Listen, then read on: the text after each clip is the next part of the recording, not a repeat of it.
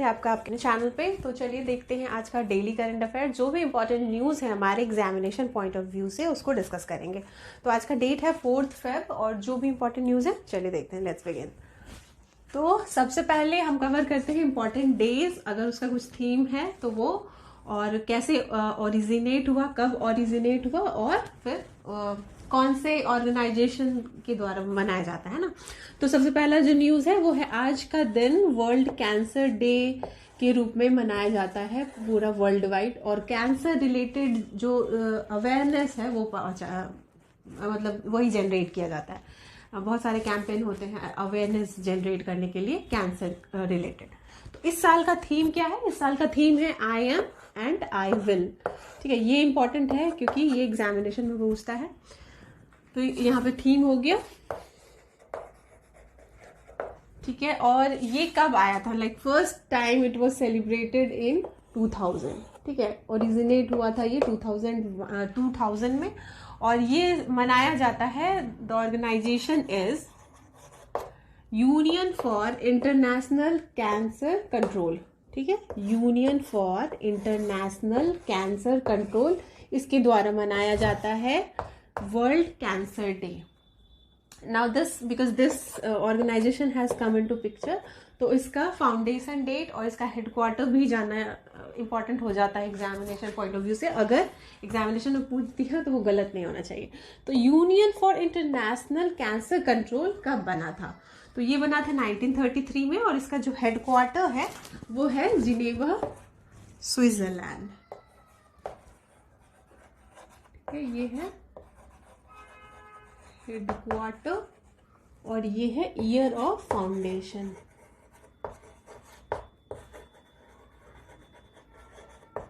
And this is the first time World Cancer Day was celebrated and then we have continued it. ठीक है, तो ये हो गया पहला जो हम मनाते हैं। दूसरा ये है कि आज के दिन international day for human fraternity भी मनाया जाता है। ठीक है, आज का दिन UN रेजोल्यूशन से पास हुआ था और आज के दिन ही international day of human fraternity मनाते हैं हम। और इस बार का जो थीम है वो थीम है अ पाथवे टू फ्यूचर। ठीक है, तो इस दिन क्या करेंगे? तो जो भी डे होता है उसके बारे में ही अवेयरनेस क्रिएट करना होता है। तो ह्यूमन फ्रैटर्निटी को प्रमोट करने के लिए जो भी चीज़ें हैं, जैसे कि टॉलरेंस, फिर क्या है, हम लोगों को म्यूचुअल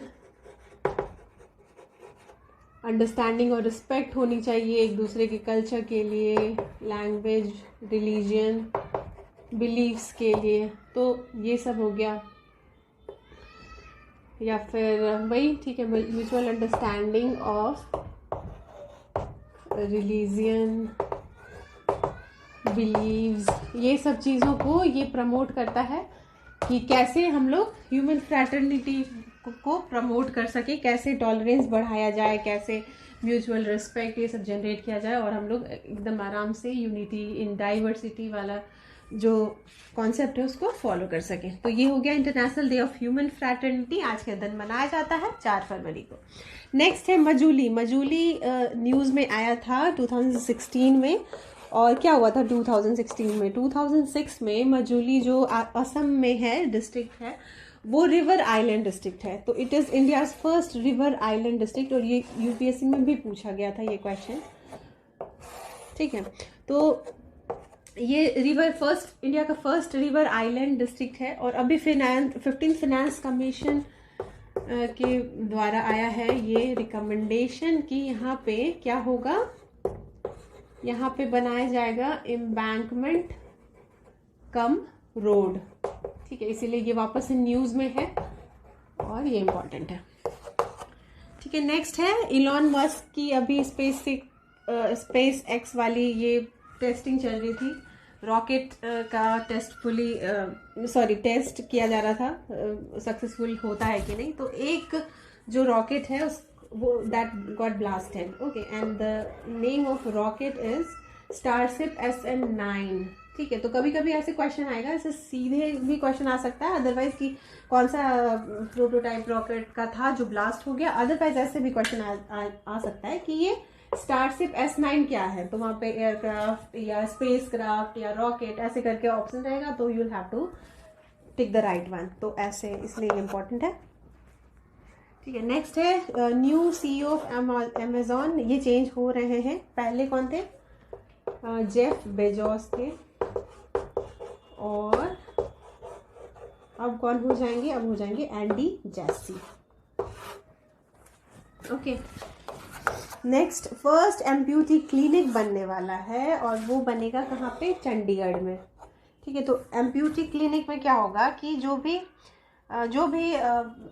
भी पर्सन है विथ प्रोस्थेटिक लेग्स, जिनकी प्रोस्थेटिक लेग है या फिर कोई भी बॉडी पार्ट है, उनका कैसे केयर करना है, कैसे उनको रिहैबिलिटेट करना है, कैसे उनका फिजिकल, मेंटल और सोशल वेलबींग कैसे ये करना है, प्रमोट करना है, ये ही काम रहेगा इस फर्स्ट क्लिनिक का। और ये कहाँ बनेगा? क्योंकि ये फर्स्ट एम्प्यूटी क्लिनिक है, तो ये हमारे एग्जामिनेशन के लिए इम्पोर्टेंट हो जाता है, और ये चंडीगढ़ में बनेगा, तो दिस इज इम्पोर्टेंट। नेक्स्ट है इंडो US मिलिट्री एक्सरसाइज होने वाला है 8 Feb से, और ये जो एडिशन होगा ये 16th एडिशन होने वाला है। ठीक है, 16वां इंडो US मिलिट्री एक्सरसाइज होने वाला है, और इसको हम लोग बोलते हैं युद्ध अभ्यास, और ये कहाँ होगा? ये राजस्थान में होगा। ठीक है, now the next and last one is Oxford Hindi word आया है। ऑक्सफोर्ड हिंदी वर्ड चूज कर लिया गया है इस साल के लिए, 2020 के लिए, और वो है आत्मनिर्भरता। ठीक है, तो ये इस साल का है 2020 का, तो आ सकता है ये क्वेश्चन में। अदरवाइज अगर हम देखेंगे तो पहले आधार, फिर नारी शक्ति, और फिर संविधान, ये सब रहा है पिछले कुछ सालों में, ये सब रहा है। Like this was in 2019 and this was in 2018, and ये आधार जो है ये है 2017 का Hindi word of the year. तो ये तीनों तो इम्पोर्टेंट नहीं है, लेकिन कंफ्यूज करने के लिए दे सकता है। स्टिल हम लोगों को आत्मनिर्भरता वर्ड तो बहुत ज़्यादा ही लाइमलाइट में था, बिकॉज मोदी जी ने इसको कोविड के टाइम में बहुत ही प्रमोट किया है। Everybody knows, each of us have been like permanently using this word also, आत्मनिर्भरता। तो ये हो गया, इम्पॉर्टेंट है। चलिए, तो हो गया आज का इम्पॉर्टेंट न्यूज़ डिस्कशन। यही सब इम्पॉर्टेंट न्यूज़ है। अगर आपको ये रिवाइज करना है तो आप इसका स्क्रीनशॉट ले सकते हैं। और ठीक है, तो यहीं पे क्लोज करते हैं। Thanks for watching.